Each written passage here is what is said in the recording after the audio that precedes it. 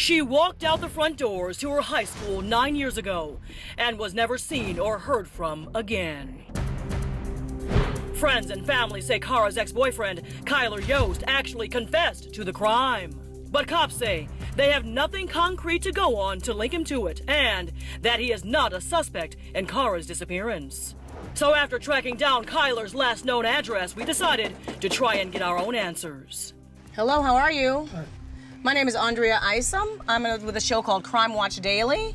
We are working on a case about Kara Kopetsky, his ex-girlfriend.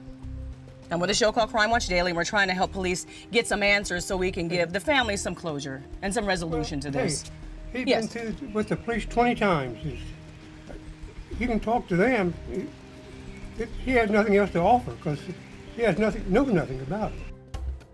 We were met by Kyler's grandfather, and almost immediately the conversation turned tense, especially when I asked him about some of the most shocking accusations about his grandson. If he had something to do with this, what would that do to you as his grandfather? It would hurt me. But do you think he killed her? no! Then, after several minutes of back and forth, we learned Kyler was actually in the house. Would you mind just asking Kyler if he would please come down and come out and say a couple of words to us? Would you mind asking him that? Finally, we got Kyler's grandfather to pass on the request. Unfortunately, he has nothing to say, and he's not available right now anyway. He's in the shower. And with that, our investigation stalled. But not before we tried one more time to get Kyler's response. Hello? Kyler? Hello? I think you just hung up.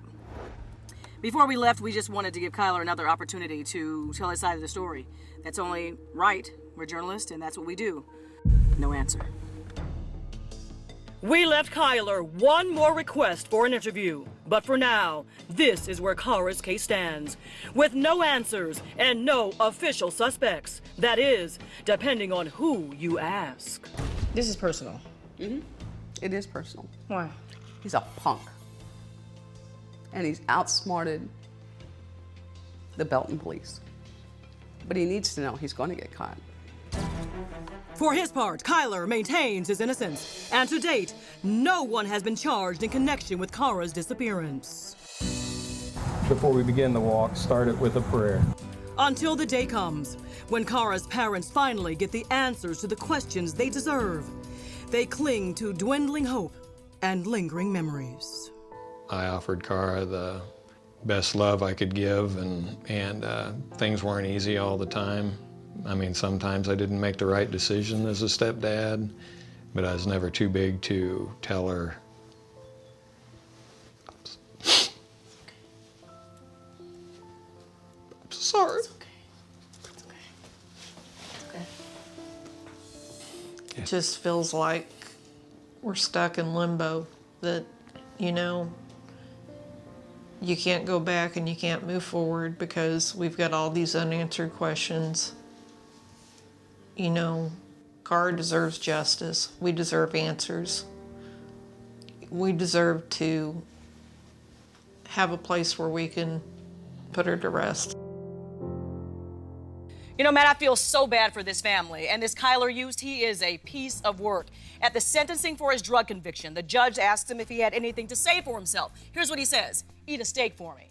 This guy is facing some serious time. He knows it. And he thumbs his nose at the justice system. Seems that's precisely what he's doing. And Andrea, police say they are just one tip now away from being able to make an arrest in this case. Right. And that is where they need your help. It is time now for someone to step up and tell the whole story about what really happened to Kara Kopetsky. So if you have any information at all, please submit a tip at our website, crimewatchdaily.com.